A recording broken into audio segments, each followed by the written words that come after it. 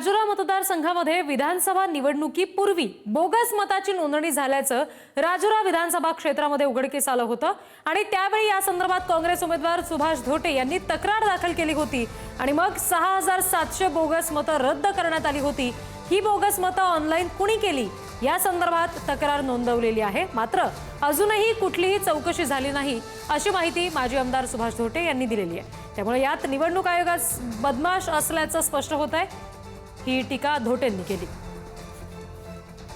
माझ्या विधानसभा मतदारसंघामध्ये मी ऑब्जेक्शन घेतल्यानंतर 6750 मतं कमी केल्यानंतर मी त्यांना सांगितलं की बा हे मतं जे आहे कमी केले, हे मतं एनरोल कोणी केले होते?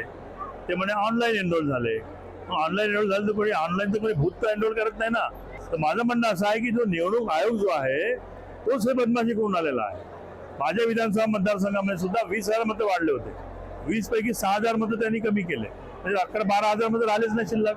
त्या 12,000 पैकी 3,000 तो निवडून आला। हा रडीचा डाव आहे आणि त्यामुळे मला असं वाटतं की काहीतरी प्रत्येक राजकारण्याने एक स्पोर्ट्समन स्पिरिट दाखवला पाहिजे आणि मला असं वाटतं की त्यांनी आत्मपरीक्षण केलं पाहिजे की त्यांचा पराभव का झाला आणि पराभव का झाला याचा आत्मपरीक्षण करण्यापेक्षा अशा प्रकारचा रडीचा डाव जे ते खेळत आहेत याने होणार हेच आहे की पुढच्या निवडणुकीमध्येही त्यांना असाच मार खावा लागणार आहे। कारण जे पराभवाची कारणं आहेत त्यांची कारण मीमांसा करण्याच्या ऐवजी ते अशा प्रकारचा रडीचा डाव खेळत आहेत।